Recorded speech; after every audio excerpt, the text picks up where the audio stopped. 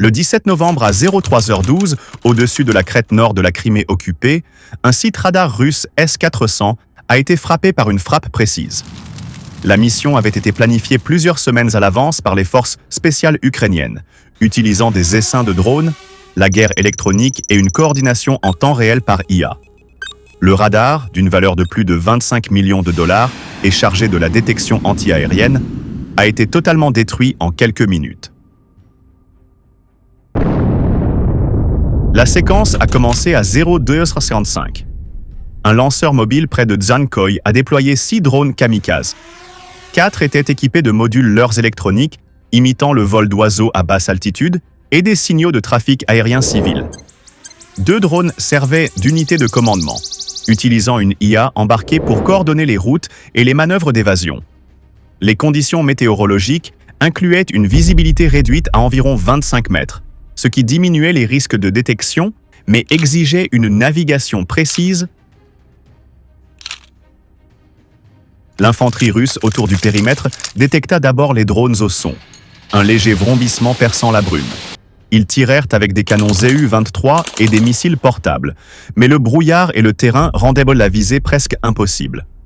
Aucun tir n'atteignit sa cible.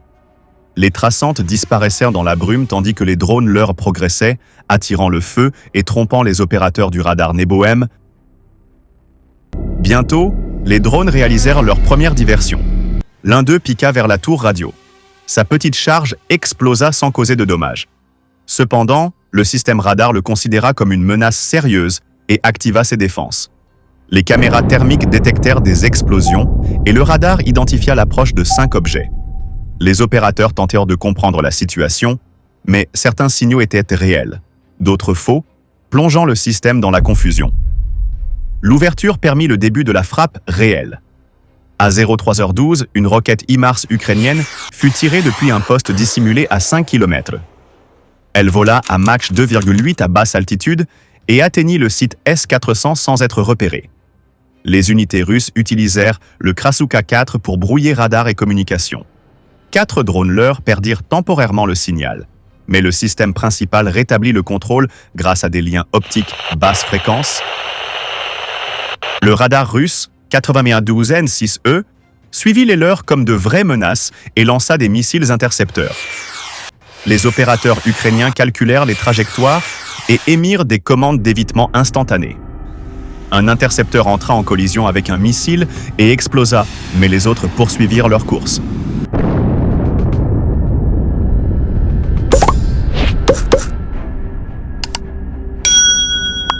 Ce chaos força l'ordinateur de tir du radar à fonctionner en surcharge.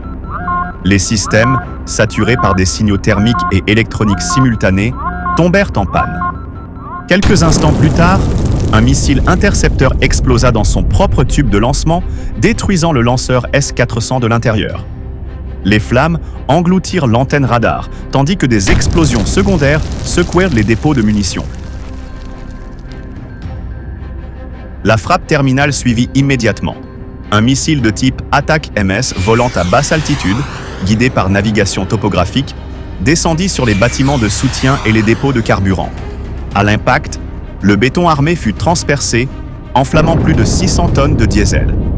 L'explosion créa une boule de feu de plus de 20 mètres de haut, visible à plusieurs kilomètres, enregistrant un séisme de magnitude 1,5. En quelques minutes, le site radar, les bunkers de commandement et les infrastructures logistiques furent anéantis.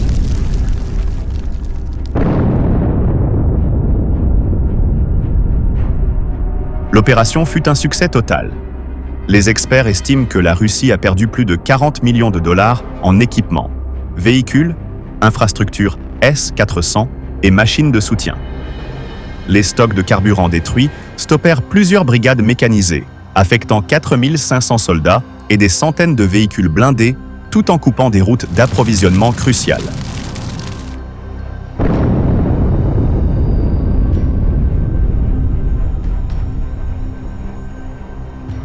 Au-delà des pertes matérielles, l'impact psychologique fut décisif. Les opérateurs russes, confrontés à des essaims de drones dirigés par IA et à des missiles précis, devaient désormais douter de chaque écho-radar. Chaque trajectoire d'oiseau pouvait dissimuler une menace. Les images HD du strike circulaires de Kiev aux analystes internationaux, démontrant la capacité ukrainienne à combiner drones bon marché, IA intelligente et guerre électronique.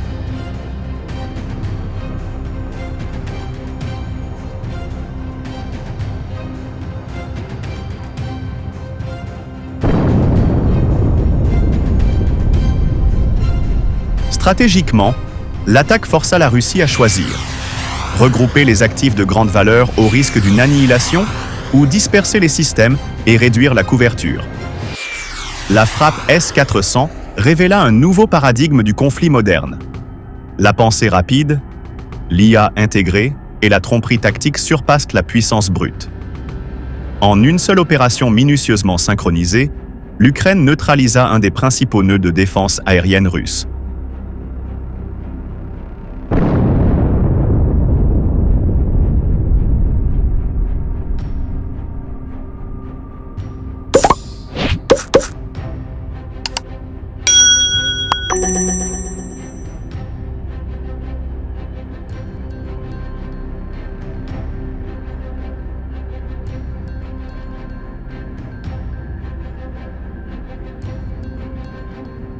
Tandis que la fumée s'élevait, les analystes prédirent une paralysie opérationnelle de plusieurs semaines, voire mois. Le choc psychologique, la destruction des actifs critiques et la rupture des chaînes logistiques redéfinirent la dynamique du champ de bataille en Crimée.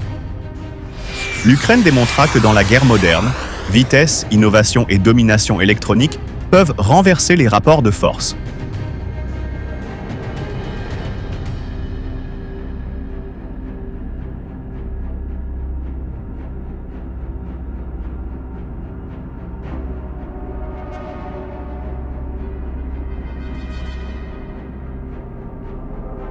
Dans les heures suivant la frappe, les analystes ukrainiens et internationaux évaluèrent les résultats. Les images satellites et drones confirmèrent la destruction totale du site S-400, tandis que les positions restantes paraissaient désorientées. Les unités logistiques signalèrent des retards dans les livraisons, créant un vide opérationnel. Les experts militaires remarquèrent que l'intégration de drones guidés par IA avec l'artillerie représentait une évolution majeure.